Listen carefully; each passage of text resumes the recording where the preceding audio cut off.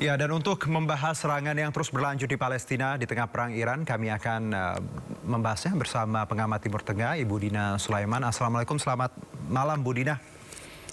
Waalaikumsalam Mas Juno. Oke, Ibu, kita lihat eskalasi di Iran dan juga di Timur Tengah luar biasa. Plus juga kalau kita lihat Palestina saat ini terus digempur, Bu. Bagaimana Anda melihat tindakan Israel ini? Apa yang sedang dicari sebenarnya, Bu? Baik, sebenarnya tujuan utama Israel sejak awal dan itu secara terbuka disampaikan oleh para pemimpin Israel dari dulu sampai sekarang di era Netanyahu bahwa mereka itu memang menginginkan penguasaan penuh atas Palestina. Jadi termasuk wilayah yang sekarang menurut PBB itu adalah wilayah Palestina, yaitu Yerusalem Timur, di mana di sana ada Masjid Al-Aqsa, kemudian tepi barat dan Gaza itu sebenarnya juga target yang diinginkan oleh Israel untuk diduduki. Karena itu kalau kita lihat bagaimana di Gaza itu juga Israel sudah melakukan genosida, dan sekarang 50% lebih ya wilayah Gaza itu masih diduduki oleh Israel. Kemudian di tepi barat itu juga pengusiran terus berlanjut dilakukan oleh tentara Zionis, dan di Yerusalem Timur kita lihat bagaimana Masjid Al-Aqsa juga diblokade oleh mereka. Di satu sisi ini tujuan mereka ingin menguasai penuh Palestina, tapi kemudian ada upaya perlawanan kan dari orang-orang Palestinanya sendiri. Mereka tuh melakukan perlawanan bersenjata, dan kemudian Iran memberikan bantuannya kepada perlawanan bersenjata ini, sehingga buat Israel Iran adalah ancaman, dan itulah sebabnya Israel mengirimkan serangan ke Iran. Dan ketika sekarang Iran membalas, dan sebenarnya di situasi hari ini tuh Israel juga sedang kalang kabut ya, jadi serangan dari Iran itu betul-betul masif. Nah, saya pikir Netanyahu, rezim Zionis ini tiba-tiba meningkatkan serangan lagi. Sebelumnya juga terus menyerang, tapi sekarang intensif lagi. Itu untuk mengalihkan perhatian publik di dalam negeri. Karena di dalam negeri sekarang kan istilahnya kocar-kacir ya, karena ada serangan yang masif itu. Nah, dia membuka perang baru. Itu memang ada strategi juga ya, strategi perang pengalihan, sehingga publik perhatiannya kembali ke Gaza. Terus di dalam negeri juga masih muncul atau ada citra yang muncul bahwa ini militer Zionis ini masih punya kekuatan untuk mengintimidasi orang-orang Gaza, dan saya pikir juga ini seolah bentuk arogansi ya, bukan seolah, tapi memang betul ini bentuk arogansi kepada dunia. Kita seluruh dunia ini sudah berkali-kali ya, semua negara, bahkan negara Eropa juga sudah mengatakan tolong hentikan genosida di Gaza, tapi malah dengan arogan malah melanjutkannya sampai hari ini. Kan ini. maksudnya ya, kita tahu bahwa Iran sebenarnya Israel dalam posisi yang kurang baik saat ini. Bagaimana digempur Iran, tapi dia juga terus menggempur Gaza. Apakah Anda melihat bahwa langkah ini justru langkah yang akan merugikan Israel, karena kita tahu bahwa kiri kanan Israel saat ini ditekan, Bu? Ya, pada akhirnya memang akan merugikan Israel ya, karena perlawanan di Gaza kan masih terus ya. Artinya dan itu adalah hal yang alamiah. Orang yang dijajah, ditekan, diintimidasi pasti melawan kan.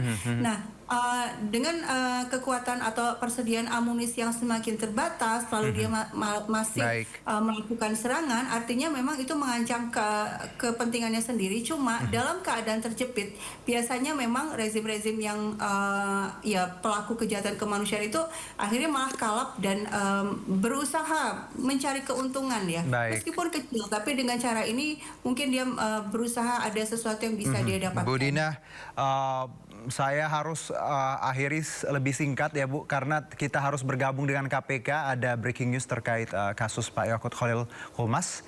Nanti kita lanjutkan di kesempatan lain ya, Ibu, tapi poin-poinnya kita dapat tadi. Terima kasih banyak, Ibu. Selamat menjalankan ibadah Ramadan.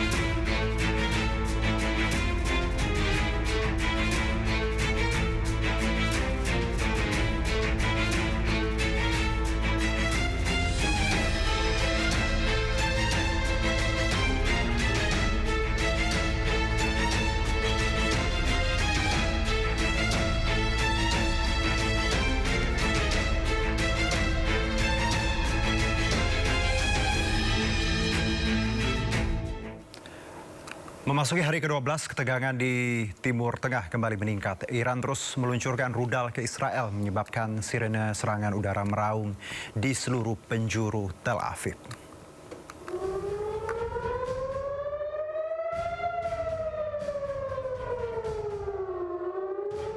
Sirene serangan udara berbunyi di seluruh penjuru Tel Aviv saat rudal balistik Iran melintas di langit seiring konflik dengan Iran memasuki hari ke-12. Rekaman video pada Rabu pagi menunjukkan sistem pertahanan udara Israel mencegat rudal, sementara warga bergegas mencari tempat berlindung. Serangan rudal dan pesawat tak berawak yang menargetkan pangkalan militer Israel dan Amerika Serikat di seluruh wilayah tersebut terjadi setelah sebelumnya Israel dan Amerika Serikat melancarkan operasi militer gabungan terhadap Iran. Korps Garda Revolusi Iran merilis video saat meluncurkan rudal dengan multi hulu ledak ke pangkalan-pangkalan militer Amerika Serikat di Timur Tengah. Iran mengklaim telah melancarkan gelombang serangan rudal skala besar terhadap target-target Israel dan Amerika Serikat di kawasan tersebut. Korps Garda Revolusi Iran merinci bahwa serangan ini melibatkan berbagai jenis rudal strategis, termasuk Gadar, Koran Shar, dan Emat. Rudal balistik ini memiliki hulu ledak hingga 2 ton.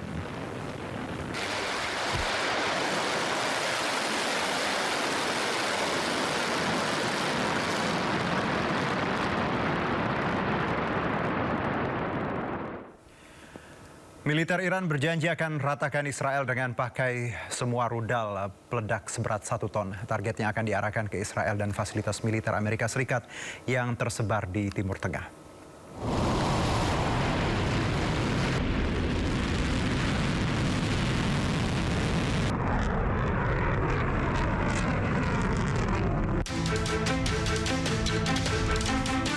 Iran semakin gencar membombardir dan meratakan kota-kota di Israel. Komandan militer Iran bahkan menegaskan bahwa Iran tidak akan lagi menggunakan rudal dengan hulu peledak yang ringan. Iran akan memakai semua stok rudalnya yang memiliki hulu ledak minimal 1 ton untuk melancarkan gempuran masif ke Israel. Rudal-rudal tersebut akan diarahkan ke Israel dan fasilitas militer Amerika Serikat yang tersebar di Timur Tengah. ساعاتی قبل موج 34 عملیات وعده صادق 4 در شب شهادت مولا الموحدین با رمز مقدس یا علی ابن ابی طالب علیه السلام علیه پایگاه‌ها و مراکز نظامی و پشتیبانی آمریکا و رژیم صهیونیستی با موشک‌های نقطه‌زن و سرهای جنگی بالای 1 تن به اجرا درآمد و من نصر الا من عند الله العزیز الحکیم.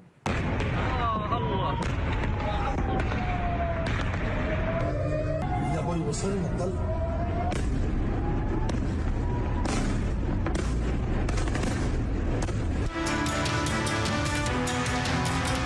Serangan gencar Iran ke Israel merupakan bagian dari operasi True Promise 4 yang akan terus menggempur Israel dan tidak membuka lagi ruang negosiasi.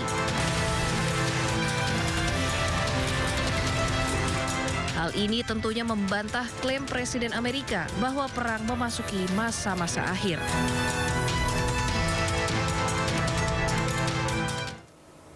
Serangan rudal Iran menghantam wilayah permukiman di Beit Shemesh, Israel, menyebabkan kepanikan di kalangan warga. Ya, situasi meregangkan terjadi di mana keluarga-keluarga berlari ke tepi jalan atau mencari tempat berlindungan darurat saat serangan udara berlangsung. Dalam video memperlihatkan kendaraan-kendaraan menepi berusaha menyelamatkan diri mencari tempat perlindungan. Serangan ini merupakan bagian dari eskalasi konflik yang signifikan di mana sistem pertahanan udara Israel dilaporkan gagal mencegah beberapa rudal Iran menargetkan area sipil yang cukup dekat.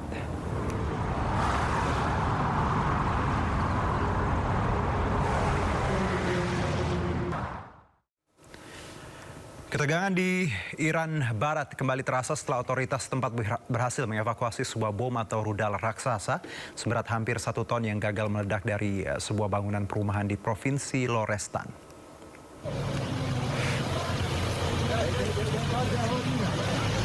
Peristiwa ini terjadi di kota Quds setelah serangan udara yang dikaitkan dengan Amerika Serikat dan Israel. Proyektil berukuran besar dievakuasi dari puncak gedung menggunakan derek sebelum memasukkannya ke dalam truk. Dengan evakuasi yang berlangsung hati-hati dan penuh resiko, mereka berhasil memindahkan amunisi tersebut untuk mencegah bencana yang bisa menimbulkan korban jiwa dan kerusakan luas.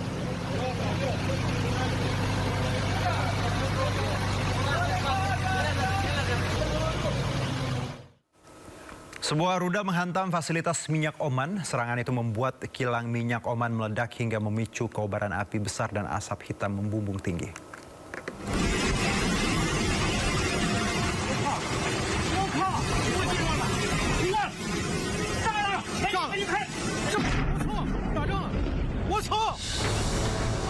Sebuah drone menghantam pelabuhan Salalah, Oman.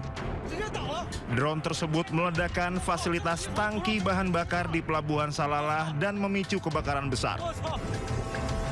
Namun belum ada kejelasan soal dari mana drone tersebut berasal.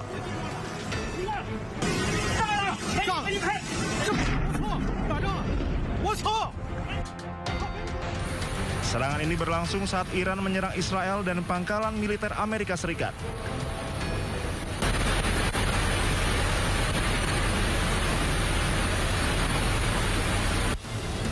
Presiden Iran Masoud Pezeshkian langsung menelpon Sultan Oman Haitham bin Tariq terkait serangan tersebut. Presiden Iran mengabarkan negaranya sedang menyelidiki serangan tersebut. Sementara Garda Revolusi Iran membantah negaranya menyerang fasilitas minyak milik Oman. Saat ini pihaknya sedang menyelidiki serangan tersebut. ضمن آنکه حادثه‌ای که در بندر سلاله کشور دوست همسایه و برادرمان عمان اتفاق افتاده است بسیار مشکوک به نظر می‌رسد. جمهوری اسلامی ایران در حال بررسی این موضوع است. امنیت و حاکمیت ملی عمان برای نیروهای مسلح جمهوری اسلامی ایران قابل احترام میباشد. Sementara itu Iran menebar puluhan ranjau lautnya di Selat Hormuz. Kapal asing yang tidak mendapat izin lewat dari Iran terancam akan diledakkan. Sejumlah media barat melaporkan Iran telah menebar ranjau laut di Selat Hormuz, jalur sutra perdagangan yang mengangkut 1/5 kebutuhan minyak dunia. Diperkirakan jumlah ranjau laut yang disebar mencapai puluhan unit. Dampaknya kapal-kapal yang tidak mendapat izin Garda Revolusi Iran untuk melintas terancam diledakkan. Hal ini membuat Presiden Amerika Serikat Donald Trump kian berang. Trump pun memaksa Iran untuk segera menyingkirkan secepatnya.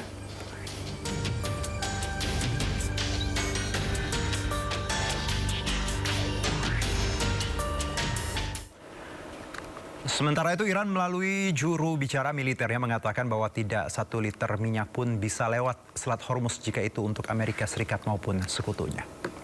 هرگز اجازه نمی‌دهیم حتی 1 لیتر نفت به نفع آمریکا و صهیونیست‌ها و شرکای آنها از تنگه هرمز عبور کند و هر شناوری که شناور و یا محموله نفتی آن برای آمریکا و رژیم صهیونیستی و شرکای متخاصم آنها باشد هدف مشروع ما خواهد بود. راهبرد پنهان شدن شما پشت کشورهای همسایه ایران اسلامی و مسلمان منطقه غرب آسیا و بلکه جهان منقضی شده است. ترفند پنهان شدن ارتش بزدل شما در اماکن عمومی و زیرساختهای کشورهای منطقه نمیتواند ارتش شما را از باتلاقی که در آن گرفتار شده اید نجات دهد و مراکز حیاتی و پایگاه‌هایتان یکی پس از دیگری در آتشی که شعله‌ور کردید میسوزد و دوباره خواهد سوخت. خون رهبر شهیدمان و قائد عظیم الشأن امت اسلامی را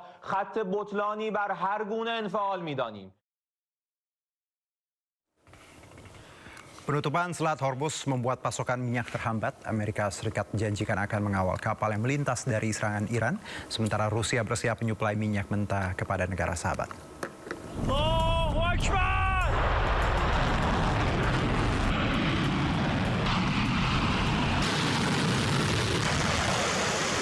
دودو بگیرین آقای نظری ببینید زدن اینا بیشرفا. Serangan Amerika Serikat dan Israel ke Iran membuat Iran membatasi lalu lintas kapal di Selat Hormuz. Akibatnya, banyak kapal yang terjebak dan tidak melintas. Pasokan minyak pun terhambat. Amerika Serikat janjikan akan mengawal kapal yang melintas selat ini dari serangan Iran.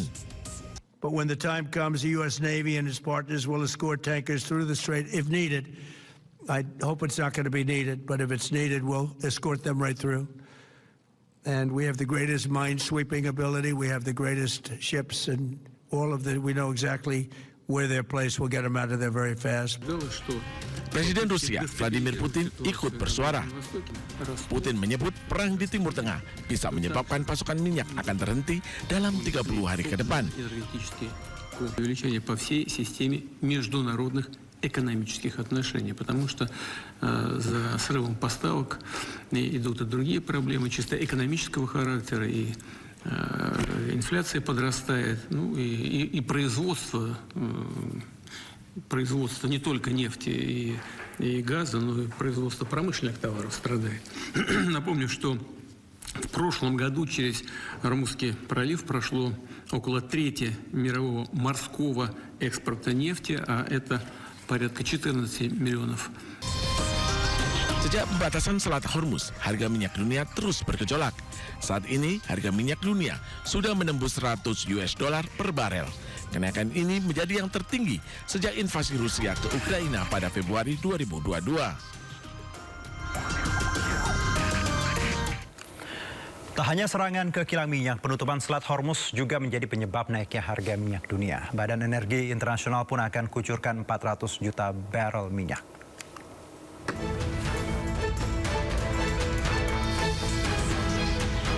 Serangan Amerika Serikat dan Israel ke Iran membuat Iran membatasi lalu lintas kapal di Selat Hormuz.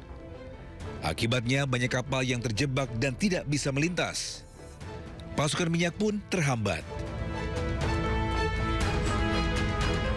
Badan Energi Internasional pun langsung meluncurkan stok minyak darurat. 400 juta barel minyak dikucurkan ke negara-negara terdampak terutama di Asia.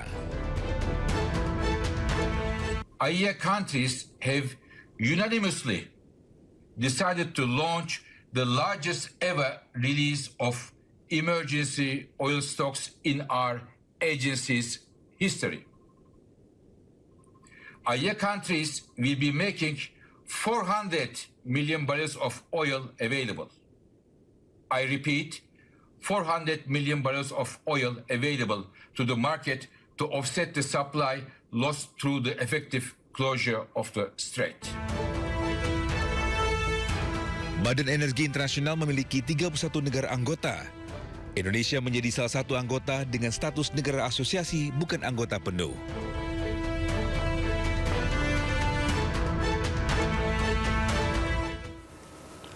Pesawat bomber milik Amerika Serikat bersiap untuk melancarkan serangan ke Iran. Pesawat berjenis B-1 ini mengangkut puluhan rudal berukuran besar.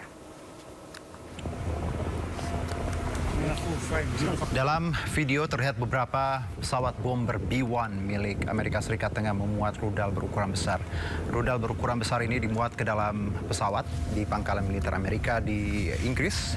Ada puluhan rudal B-1 yang terlihat sedang dimasukkan ke dalam pesawat. Rencananya pesawat itu akan segera berangkat untuk melancarkan serangan ke Iran.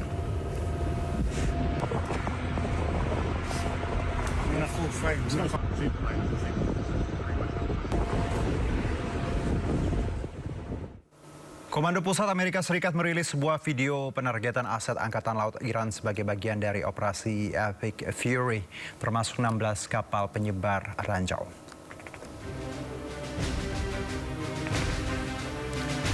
Serangan terhadap kapal-kapal Iran diduga di perairan yang penting bagi keamanan Amerika. Rekaman video ini menunjukkan serangan yang diduga menargetkan Angkatan Laut Iran.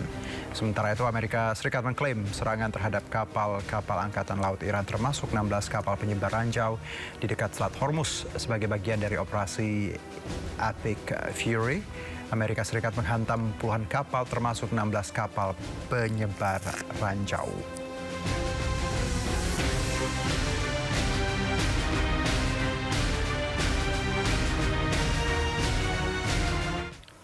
Militer Amerika Serikat dilaporkan bergerak dari Irak menuju pangkalan di timur Laut Suriah di tengah meningkatnya ketegangan kawasan menyusul konflik dengan Iran.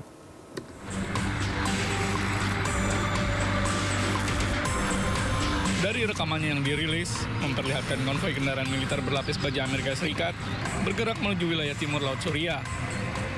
Di tengah meningkatnya ketegangan regional dengan Iran. Sejumlah kendaraan tempur lapis baja dan truk logistik yang membawa berbagai perlengkapan militer, termasuk sistem pertahanan udara, terlihat melintas dari Irak menuju Suriah. Konvoi tersebut dilaporkan bergerak di sepanjang jalan raya di selatan kota Qamisli, wilayah pedesaan provinsi Hasakah, sebelum menuju pangkalan militer Kasrak. Pangkalan Kasrak diketahui sebagai salah satu fasilitas militer terbesar yang digunakan oleh pasukan Amerika Serikat di Suriah. Kedatangan konvoi terbaru ini menunjukkan dinamika baru di lapangan. Seiring meningkatnya ketegangan, kawasan setelah memanasnya militer Amerika Serikat dan Israel terhadap Iran.